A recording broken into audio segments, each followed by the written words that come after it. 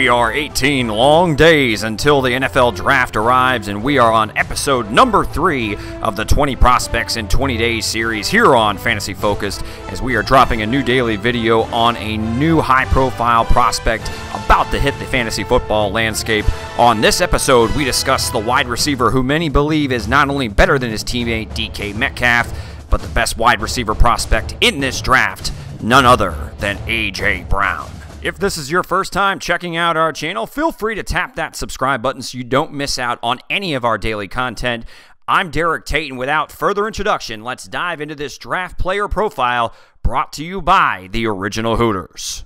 A.J. Brown must feel like he's being shunned, well, likely because his college teammate DK Metcalf has been getting a ton of buzz due to his combine and chiseled frame. However, all A.J. Brown did was post more yards, more receptions, and more touchdowns than DK Metcalf. Talking shit about you. What? Yeah, man, they're out there saying that DK Metcalf is better than you, man. Kidding me.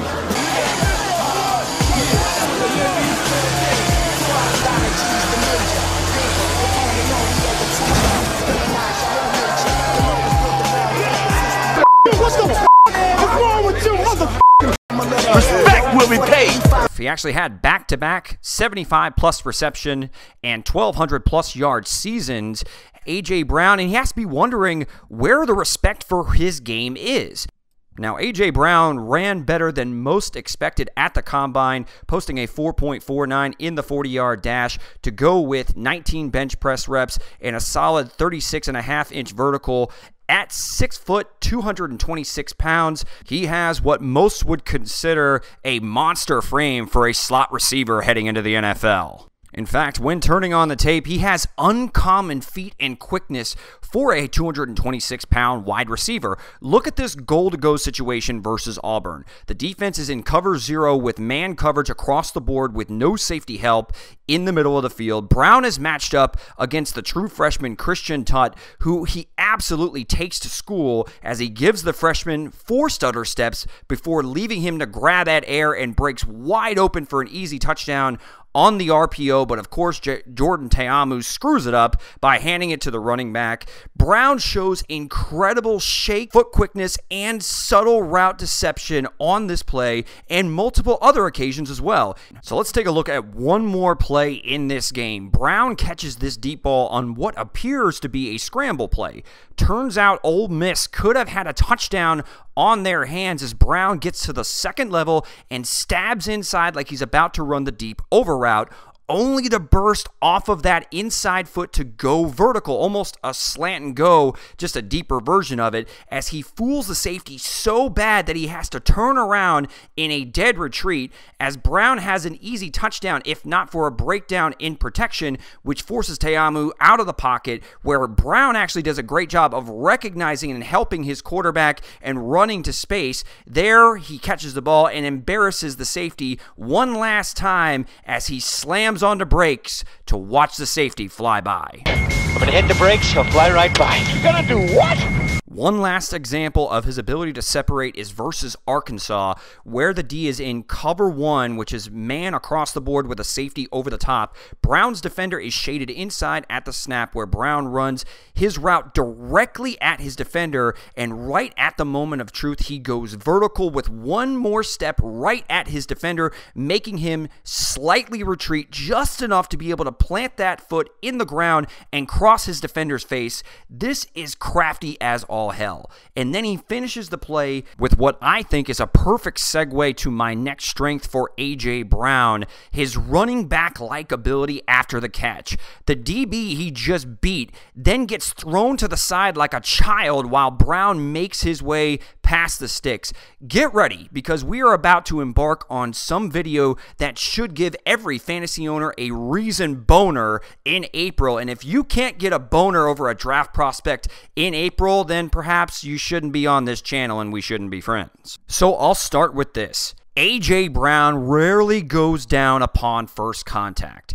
His balance through contact, quick feet, and strength are scary good. He has running back-like instincts after the catch, and I've heard the pro comparison to that of Juju Smith-Schuster due to their similar size and speed, but Brown reminds me a hell of a lot more of a bigger and faster Jarvis Landry due to their elite run after the catch ability, doing their best work out of the slot, and sheer competitiveness. So as we are sitting here and I'm verbally admitting that I have a man crush on A.J. Brown, I'm going to roll to some of the plays that are displaying exactly what I'm talking about. But there are two in particular that stood out to me that were absolutely ridiculous. This first one versus Louisiana, where he catches his hitch route that he bubbled out towards the sideline, hauls in the pass, sees the linebacker pursuing, so he turns on the jets to beat him to the sideline. Then once he turns it upfield, he put a move on this defender that essentially watches him leave his corpse at the 7-yard line while Brown extends into the end zone,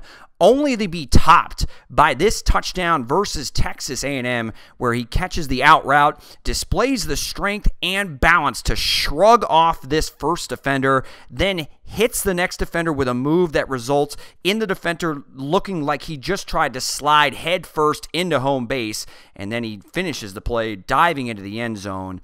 Look, Brown's run after the catch skills are unheard of, and combined with his abilities from the slot for a high volume of targets and receptions is a recipe for PPR gold.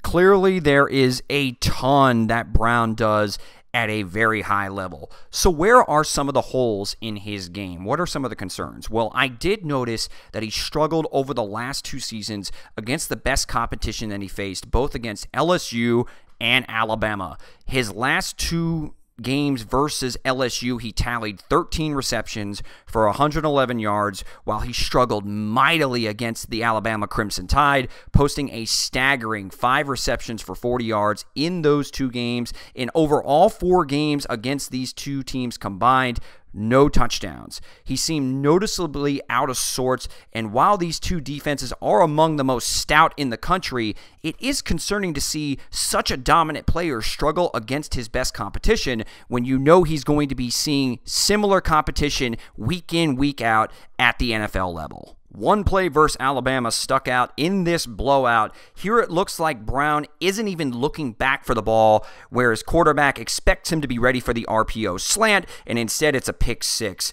The only other concern I have is his inconsistent release off of press coverage. Despite dominating this game, lined up on the outside against Vanderbilt, which is out of his comfort zone due to the fact that he's a slot dynamo, he struggled at times with his release. Again, there are plenty of examples of him getting clean releases off the line of scrimmage, but he didn't see a whole lot of press coverage in the slot during his collegiate career, which will be interesting once he gets to the NFL level. So what's the final fantasy outlook for A.J. Brown? From everything I've seen, he's going to make an instant impact as a slot receiver and likely to have the best fantasy rookie year of this draft class. He's the most polished receiver in this class who runs great routes. He's tremendous after the catch and with solid hands. Despite dominating from the slot, he is certainly capable of playing outside and has vertical speed as evident by his 4.49 40-yard dash at the combine. But the reason I'm ranking him at 3 on my board is because I don't see the same ceiling for Brown as I do with Metcalf or Harry. He will have a very productive career in the slot and is the safest fantasy wide receiver in this draft class